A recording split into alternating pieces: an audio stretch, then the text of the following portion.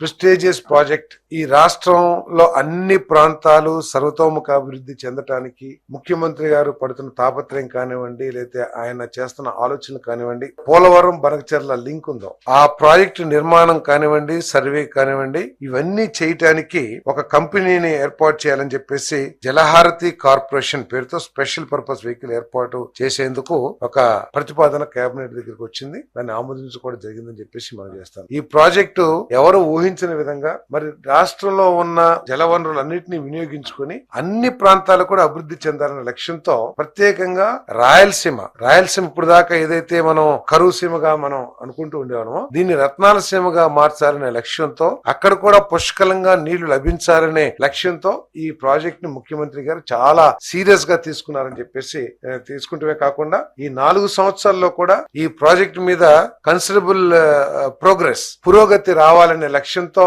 ఈ ప్రభుత్వం పనిచేస్తుందని చెప్పేసి మనం చేస్తాం. అంటే ఒక అనుభవజ్ఞుడైన ముఖ్యమంత్రి రాష్ట్ర పగ్గాలను చేపడితే రాష్ట్రానికి ఏ విధమైన మేలు జరిగింది అనడానికి ఈ ఆలోచన ఒక నిదర్శనం అని చెప్పేసి కూడా ఈ సందర్భంగా తెలియజేస్తాను. ప్రతి సంవత్సరం కూడా గత 100 సంవత్సరాలు మనం తీసుకున్నట్లయితే ప్రతి సంవత్సరం 1000 నుంచి 2000 టీఎంసీల నీళ్లు వృధాగా సముద్రంలోకి వెళ్ళిపోతా ఉంటాయి. ఎన్ని ప్రాజెక్టులు తెలంగాణలో కట్టారు, పైన మహారాష్ట్రలో కట్టారు, ఏ రాష్ట్రాల ద్వారా ఈ నది ప్రవహిస్తుందో అక్కడ అన్ని కూడా ప్రాజెక్టులు కట్టారు విత్ పర్మిషన్ విత్ అన్ని కూడా. అయినా కూడా అన్ని ప్రాజెక్టులు కట్టినా నీటిని వినియోగించుకోగా ఇంకా 100 సంవత్సరాలు మనం హిస్టరీ తీసుకుంటే 1000 నుంచి 2000 టీఎంసీల నీళ్లు వృధాగా సముద్రంలోకి వెళ్ళిపోతా ఉన్నాయి. సో అటువంటి వాటర్ ని తీసుకుని ఇతర రాష్ట్రాలతో ఎక్కడ కూడా మనకి వివాదం లేకోకుండా ఈ ప్రాజెక్ట్ ని రాయలసీమ అభివృద్ధి కోసం వినియోగించాలనే లక్ష్యంతో ఈ ప్రాజెక్ట్ ని టేకప్ చేయబోతుందని చెప్పేసి మనం చేస్తాను. మరి దీనికి దాదాపు 80,000 కోట్ల రూపాయలు ఖర్చు అవుతుందని చెప్పేసి కూడా ప్రాథమిక అంచనాలు ఉన్నాయి. మరి దీన్ని ముఖ్యమంత్రి గారు తర్వాత డిప్యూటీ చీఫ్ మినిస్టర్ గారు తమ పరపతిని కేంద్ర ప్రభుత్వంలో, ఎందుకంటే ఎన్డీఏ కూడా మన భాగస్వామి కాబట్టి